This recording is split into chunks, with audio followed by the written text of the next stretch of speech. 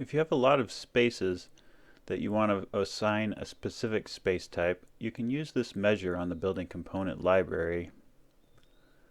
Just go to whole building, space types, and search for assign. Assign space type by space name, and then you can download the measure.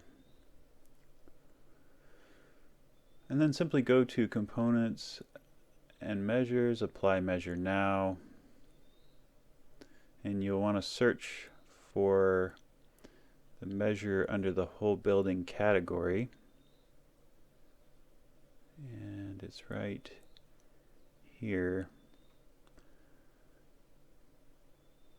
And you'll want to note that this string search is case specific, so we can't search for a lowercase c in corridor. So you want to make sure that your spaces are named consistently.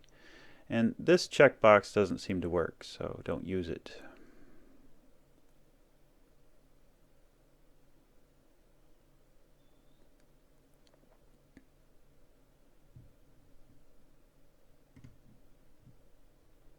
And the measure was successful. It assigned spaces to 21 of our spaces.